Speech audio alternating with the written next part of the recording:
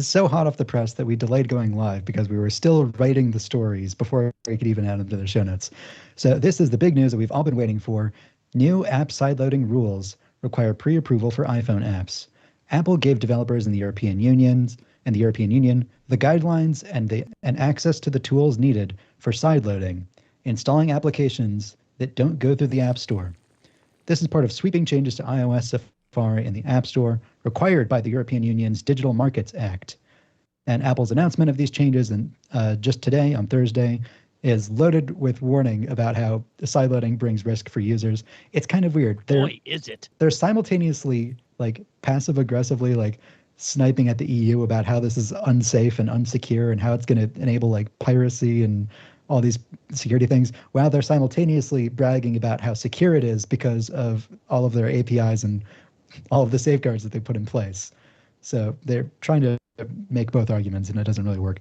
But anyways, Apple fought tooth and nail against the iPhone sideloading provision in the EU's Digital Markets Act, but it lost and is required to implement the changes beginning in March.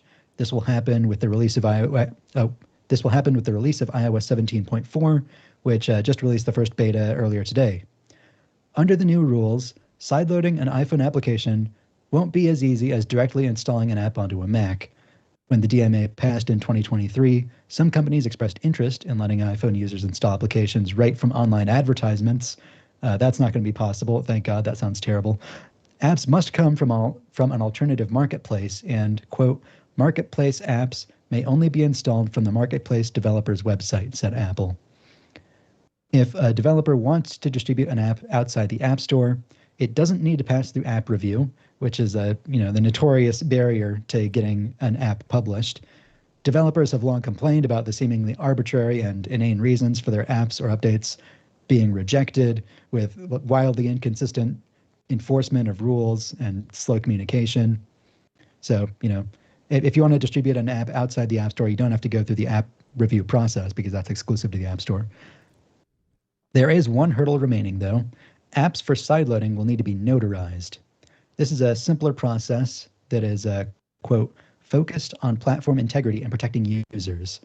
The software will be checked for, quote, threats like malware or malicious code and risks of installing apps that misrepresent their functionality. These are basic security checks. If you're not aware, this is already how it works on the Mac. Shocking. Even if they're going to make it just like the Mac. Even if developers aren't planning on selling an app on the Mac App Store, they can have it notarized by Apple. When Mac users open an app that it's been notarized, there aren't all the scary dialog boxes warning that the app may be unscrupulous and we don't know where it came from and it might ruin your entire life. Having it notarized is like a simple check that you can do. Cutting app review out of the process, Apple will presumably be more lenient on the types of iPhone apps that are allowed to be sideloaded: video game emulators, clipboard managers, all the other stuff, while maintaining a modicum of platform safety. App notarization is an addition to a security feature that will prevent iOS apps from launching if they're found to contain malware, just in case something slips through the cracks. So this is how sideloading is going to work. I've seen a lot of positive reactions to this.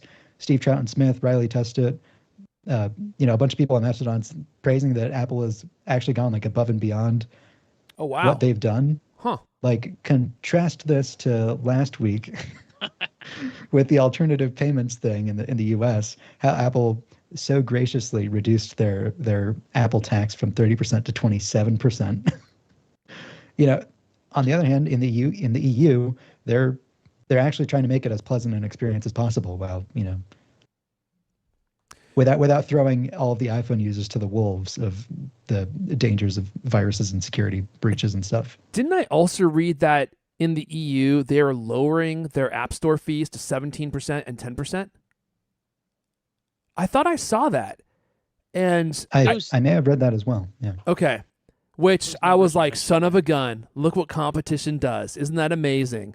So they're going to have to open up to alternate app stores. And then for developers that choose to use Apple's App Store, I think this is it. I'm going to have to look for this in real time.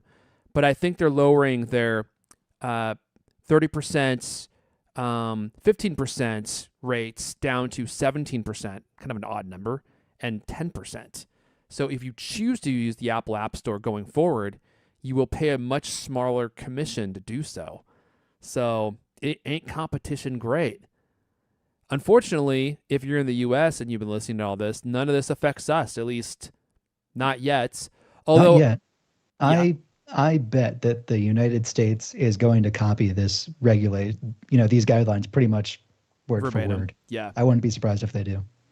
I I'd th- honestly be more surprised if they didn't. well, what do you think the holdup is?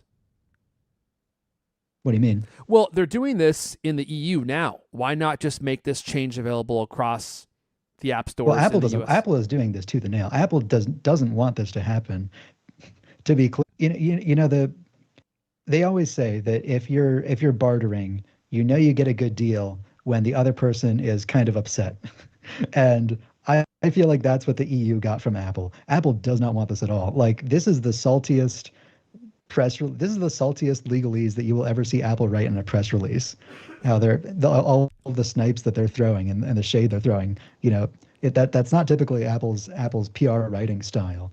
They don't want this to happen, but I bet if this goes well, a lot of countries are going to copy this regulation as a guideline. Yeah, I think you're right. And I, for one, am happy to see alternate app stores available. Apple can do whatever they want with their own app store. I don't care. It belongs to them. That's always been my position. But if you can't make it into their app store, there should be a way for people who own iPhones to load apps that Apple doesn't like for whatever reason. And somebody from the chat, HT, more malware now. Yep, you're right. That is what it means. But you do have a choice, right? You don't have to use an alternate app store. That is entirely your choice to do. And so if you want to continue going through the App Store, which I imagine most people will, then you're still safe. And now the developers in the Apple App Store, they're making more money. So that's a really great thing, isn't it, for developers? If those percentages are true, I want to caveat, because I can't remember where I read that, and we were reading this right up until the point that we went live.